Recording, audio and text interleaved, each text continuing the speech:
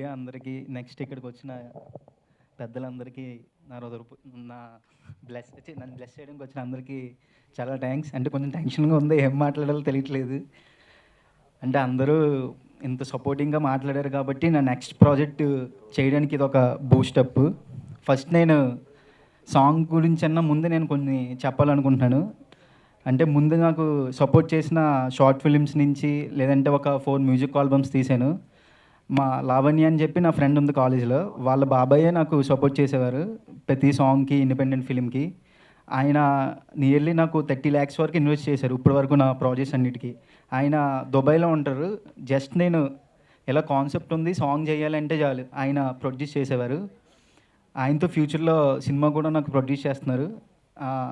మా అమ్మ నాన్నల కన్నా ఆయన నన్ను ఫస్ట్ ఆయనే నమ్మారు నేను డైరెక్టర్ అవ్వాలని. మా అమ్మ నాన్నలు ఎప్పుడు జాబ్ చేస్తే బాగుంటుందని చెప్పేవారు, కానీ సినిమాలు అంటే నేను కూడా ఇంట్లో చెప్పేవాడిని కాదు.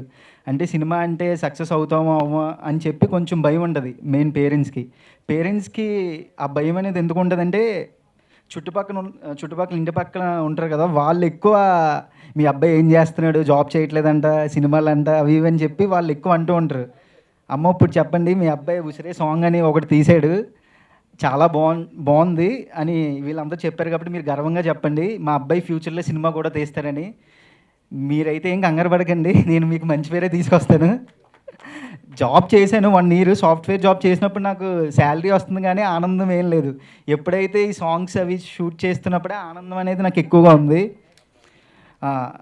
నెక్స్ట్ ఇప్పుడు సాంగ్ గురించి మాట్లాడదాం. ఉసిరే సాంగ్. ఫస్ట్ ఉసిరే సాంగ్ అంటే మ్యూజిక్ ఆల్బమ్స్ అందరూ ప్రొడ్యూస్ చేస్తారు. కాన్సెప్ట్ ఓరియంటెడ్ ప్రొడ్యూస్ చేయాలంటే ఒక ప్యాషన్ లేదంటే ఒక సపోర్ట్ ఉంటేనే ప్రొడ్యూస్ చేయగలరు. అలా మా పెద్దమ్మ అండ్ మా అన్నయ్య, ఆయన యూకేలో ఉంటారు, అన్వేషణ్య, వీళ్ళిద్దరూ నాకు 8 lakhs ఇన్వెస్ట్ చేయించారు ఈ సాంగ్ మీద, జస్ట్ నా గ్రోత్ కోసమే. ఫ్యూచర్లో నేను సక్సెస్ అయినప్పుడు వీళ్ళందరికీ నా సక్సెస్ నుంచి వచ్చే మనీతో వీళ్ళకి ఏదైనా ప్రాజెక్ట్ చేసి అదే గిఫ్ట్గా ఇవ్వగలను. మనీ ఇస్తే అది దూరం అయిపోతుంది. వాళ్ళందరికీ మాత్రం నేను జీవితకాలం రుణపడి ఉంటాను. మా పేరెంట్స్ తర్వాత వీళ్ళందరికీ నేను రుణపడి ఉంటాను. ఇంకా ఫస్ట్ సాంగ్ కోసం వస్తే, గంగాధర్ అన్న, మీరు ఎప్పుడు నాకు ఒక బిగ్ బ్రదర్లో ఎప్పుడు సపోర్ట్ చేస్తూనే ఉంటారు. మీరు ఎప్పుడు నాకు నెక్స్ట్ నా సినిమాకు కూడా ఇలాగే సపోర్ట్ చేయాలి. మీ బ్లెస్సింగ్స్ లైఫ్ లాంగ్ ఉండాలన్నా. తేజ గారు, థ్యాంక్ యూ సో మచ్. ఇప్పుడు మా హీరోయిన్ శుభశ్రీ అండ్ యావర్. అసలు శుభశ్రీ గారిని ఎలా క్యాచ్ చేశానంటే, కాకినాడ కాజా సాంగ్ చూసినప్పుడు రీల్స్లో ట్రెండ్ అవుతూ ఉండేది. ఫోన్ ఓపెన్ చేస్తే చాలు కాకినాడ కాజాలే అని చెప్పి ఇంక అలా మైండ్లో రన్ అవుతూ ఉండేది. ఉంటే ఈ అమ్మాయిని ఏంటి అందరూ ఇలాగే చూపిస్తున్నారు, ఒక డిఫరెంట్ క్యారెక్టర్ చూపిద్దాం, అప్పుడు ఆడియన్స్ మైండ్లో షాక్ అవుతారుగా అని చెప్పి శుభశ్రీని కాస్టింగ్ చేయడం జరిగింది. కాకపోతే సెట్లో ఎలా అంటే, సీతమ్మ వాకిట్లో సినిమాల చెట్లో అంజలి గారి క్యారెక్టర్ ఉంటుంది కదా, ఏంటో నాకు అన్నీ అలా తెలిసిపోతాయంటే అనే క్యారెక్టర్ అమ్మాయికి పడితే, నిజంగా చెప్తున్నా చాలా న్యాచురల్గా యాక్ట్ చేస్తుంది. Thank you Subhashree. మీకు మంచి ఫ్యూచర్లో ఇంకా మంచి మంచి రోల్స్ వస్తాయి, మనం కూడా వర్క్ చేద్దాం కలిసి. నెక్స్ట్ యావర్. బ్రో కమ్ అన్నయ్య.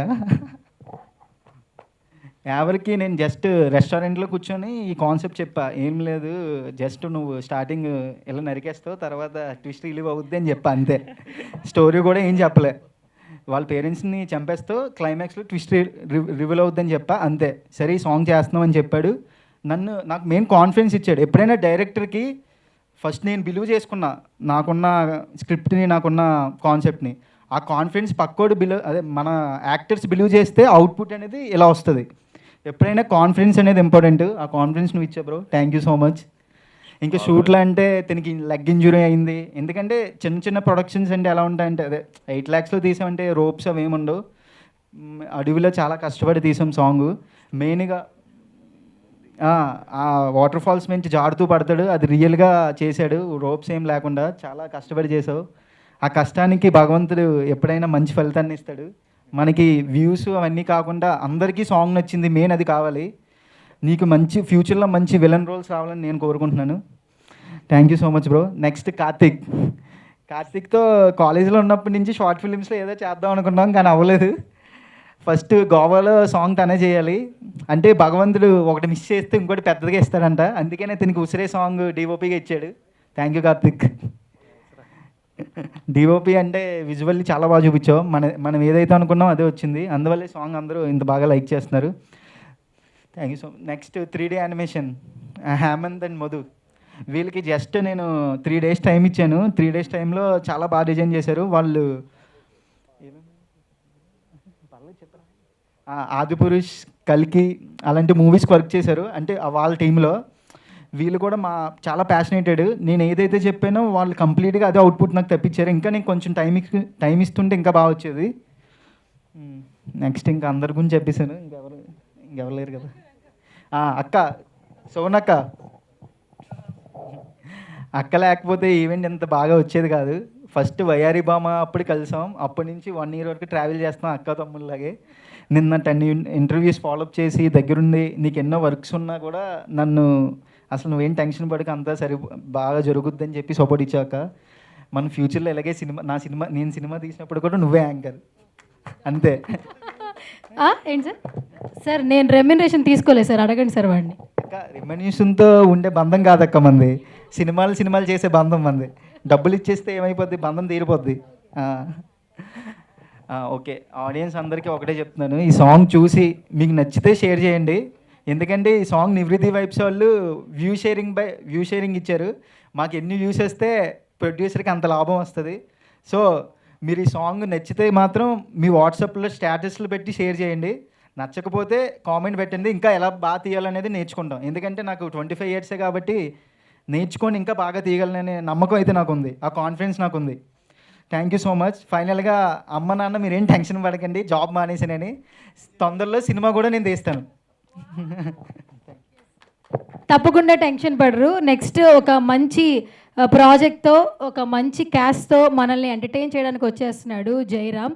25 yearsలోనే ఇంత మ్యాజిక్ చేశాడంటే ఇలాంటి పర్సన్ సిల్వర్ స్క్రీన్ మీద ఉంటే ఎంత మ్యాజిక్ చేస్తాడనేది మనకు అర్థమవుతుంది. నిజంగా ఉసిరే టీం అందరికీ కూడా మరొకసారి కంగ్రాచులేషన్స్ చెప్పేద్దాం. All the very best. మరిన్ని ప్రాజెక్ట్స్ రావాలని మనస్ఫూర్తిగా కోరుకుంటున్నాను.